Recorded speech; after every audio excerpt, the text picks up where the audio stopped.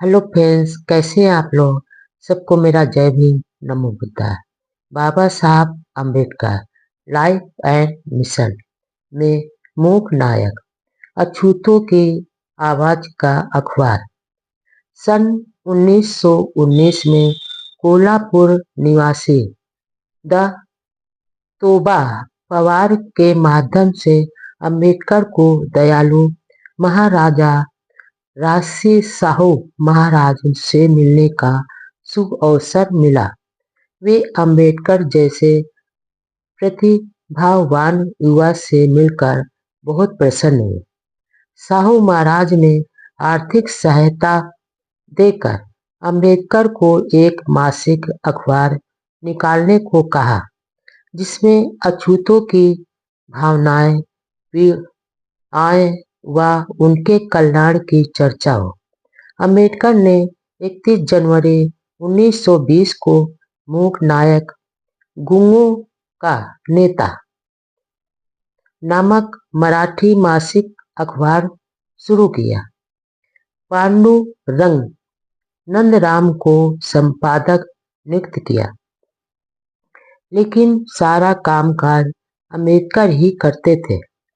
यह अछूतों के आंदोलन का मुखपत्र था, लेकिन उस समय चारों ओर इनके खिलाफ माहौल था।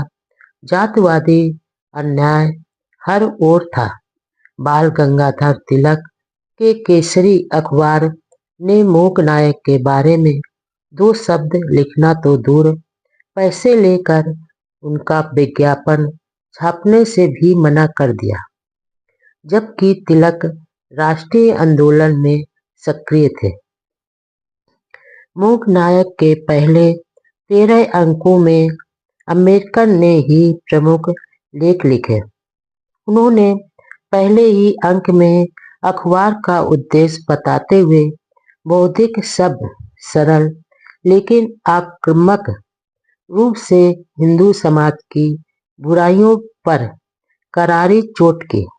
उन्होंने लिखा, भारत एक ऐसा देश है जो विषमता का मैका है, वह असमानताओं का देश है। हिंदू समाज एक ऐसी मीनार के समान है जिसमें अनेक मंजिलें हैं, लेकिन उसमें प्रवेश के लिए कोई द्वार नहीं है।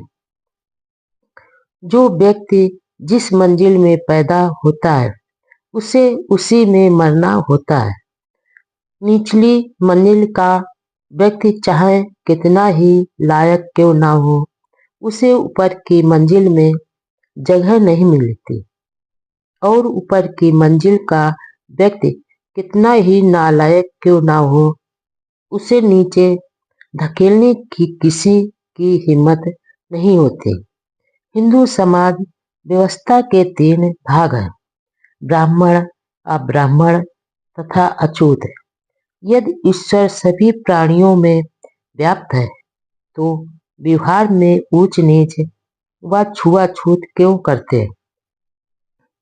अम्बेडकर ने आगे लिखा कि शिक्षा को केवल उच्च वर्गों, विशेषकर ब्राह्मणों की ही बपौती बना दिया गया और दूसरों को उससे वंचित रखा गया। अतः दलित वर्ग की दास्ता गरीबी और अज्ञान से मुक्ति के लिए अधिक प्रयास करने होंगे। उन्होंने अछूतों की सामाजिक स्वतंत्रता तथा समानता के लिए जोरदार वकालत की। बाद में मूक नायक दलित हितों का सजग प्रहरी बन गया। मूक नायक में ही एक अन्य लेख में अम्बेडकर लिखते हैं, भारत के स्वतंत्र होने से सब कुछ हासिल हो जाएगा, ऐसा नहीं है। भारत एक ऐसा राष्ट्र बनाना चाहिए जिसमें हर नागरिक के धार्मिक, आर्थिक व राजनैतिक अधिकार समान हो। हर व्यक्ति को आगे बढ़ने के पर्याप्त व बराबर अवसर मिले। अंग्रेजी राज के खिलाफ उठाई गई आवाज यदि ब्राह्मणों के मुंह से 1 गुना शोभा मान होती है तो ब्राह्मणी राज के खिलाफ उठाई गई किसी अछूत व्यक्ति की आवाज हजार गुना शोभायमान होगी। और ऐसा स्वराज आना चाहिए जिसमें थोड़ा हमारा भी राज हो। सामाजिक क्रांति के अग्रदूत छत्रपति साहू जी महाराज का साया। डॉक्टर अंबेडकर सरकारी कॉलेज में प्रोफेसर थे। वहाँ ज्यादा समय नहीं हुआ था। आर्थिक संकट अभी भी मौजूद था। वापस लंदन भी जाना था। पिताजी के बाद परिवार का बड़ा सहारा बड़ा भाई आनंदराव भी उनसे बिछुड़ गया था। कई पारिवारिक, सामाजिक व आर्थिक मजबूरियां थी। इसलिए हिंदू जाति व्यवस्था, अन्याय व शोषण के खिलाफ पूरी तरह से चोट भी नहीं कर पा रहे थे। वे अपने को समाज में स्थापित करने की कोशिश कर रहे थे। समाज सुधार आंदोलन के कारण कोल्हापुर के साहू जी महाराज के साथ अम्बेडकर के संबंध अब मजबूत होने लगे थे। अछूतों में शिक्षा तथा जन जागृत के लिए डॉक्टर अंबेडकर को साहू जी महाराज ने 2500 रुपये का अनुदान दिया था, जो उस जमाने में बहुत बड़ी रकम होती थी। इसी कड़ी में 21 मार्च 1920 को कोल्हापुर राज्य के माण गांव में अछूतों का पहला सम्मेलन आयोजित किया गया, जिसकी अध्यक्षता अंबेडकर ने की। सभा में कोल्हापुर नरेश छत्रपति साहू जी महाराज ने कहा, मेरे राज्य के बहिष्कृत प्रजाजनों व भाइयों, तुम्हें अपना सच्चा नेता अब मिल गया है। डॉक्टर अंबेडकर के रूप में अपना उद्धारक मिल गया है। मुझे पूरा विश्वास है कि वह तुम्हारी छुआछूत व गुलामी की बेड़ियां जरूर तोड़ेंगे। इतना ही नहीं, मेरी अंतर आत्मा कहती है कि एक समय ऐसा आएगा जब डॉक्टर अंबेडकर संपूर्ण भारत के नेता के रूप में उभर कर अपनी बौद्धिक क्षमता का प्रकाश फैलाएंगे। माणगांव में डॉक्टर अंबेडकर ने अपने जीवन का पहला पब्लिक भाषण दिया। 1 घंटे के भाषण में कहा, अछूत वर्ग की प्रगति के लिए साहू जी महाराज द्वारा जो कार्य किए जा रहे हैं वे अनमोल हैं और उम्मीद है कि भविष्य में भी वे इसी तरह हमारी मदद करते रहेंगे। महाराज ने जिस काम का आह्वान किया है उसे पूरा करने का मैं वचन देता हूँ। उन्हें यह भी भरोसा दिलाता हूँ कि इस कार्य को पूरा करने के लिए मैं अपने प्राणों की बाजी लगा दूंगा और अपना जीवन इसी काम को पूरा करने के लिए व्यतीत करूंगा। भाषण में शिक्षा के प्रचार को बढ़ावा देने व सामाजिक धार्मिक कुरीतियों को मिटाने पर जोर दिया। सभा के बाद महाराजा ने एक सर्वजाति का भोग आयोजन किया, जिसमें उनके अलावा उनके कई जागीरदारों, सरदारों व अफसरों ने अछूतों के साथ बैठकर भोजन किया।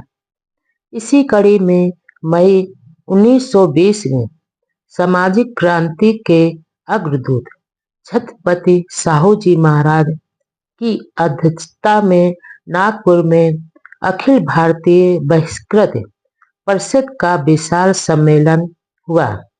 इसमें अंबेडकर ने अन्य दलित नेता कर्मवीर शिंदे के उस प्रस्ताव पर विरोध किया, जिसमें उन्होंने यह कहा था कि अछूतों के प्रतिनिधियों का चुनाव विधान परिषद के चुने हुए सदस्य करें, यानी सरकार व अछूत मतदाता नहीं करें। भीमराव ने शिंदे के प्रस्ताव का विरोध करते हुए कहा कि अछूतों को अपने पैरों पर खड़े होने की कोशिश करनी चाहिए। इस सम्मेलन में प्रस्ताव पास किया कि अछूतों के प्रतिनिधि अछूतों के वोटों द्वारा विधान परिषद में चुनकर आए। इससे अस्पृश्य समाज की आंखें खुल गई और अनुभव किया कि अब हिंदू संस्थानों के भरोसे अछूतों का कल्याण संभव नहीं है। सभा से दलितों में नया उत्साह पैदा हुआ। इस सम्मेलन के दिन नागपुर के महाराजा रघुजी भोसले परिवार के साथ शहर से बाहर चले गए। दरअसल उन्हें डर था कि अछूतों के इस सम्मेलन में छत्रपति महाराज पधार कर अछूतों के साथ बैठकर भोजन करेंगे और उन्हें भी मजबूरी में पंगत में बैठना पड़ेगा। नागपुर में हुए दलित सम्मेलन में अंबेडकर को एक नया मंच प्रदान किया। इससे पहले प्रेसिडेंट क्लासेज मिशन के तहत चल रहे अछूतों द्वारा आंदोलन को अपनी ओर मोड़ लिया। उन्होंने दलितों को आह्वान किया कि वे संगठित हो जाएं, ताकि अन्याय व अत्याचार का मुकाबला अच्छी तरह कर सके। अब भीमराव की इच्छा इस दिशा में काम करने की प्रबल हो गई। अपने सामाजिक जीवन की शुरुआत में उन्होंने अछूतों को संगठित करने की कोशिश की। ऐसी शुरुआत से कोल्हापुर नरेश अंबेडकर से बहुत प्रभावित हुए थे। एक दिन तो वह बिना पूर्व सूचना के डॉक्टर अंबेडकर के घर पहुंच गए। उन्हें कभी कल्पना भी नहीं की थी कि महाराजा उनके घर भी आएंगे। महाराज जब उनके घर पहुंचे तो अंबेडकर को अचंभा हुआ। पूरे कपड़े भी नहीं पहन रखे थे। उन्होंने जल्दी ही कपड़े पहने और महाराज का स्वागत किया।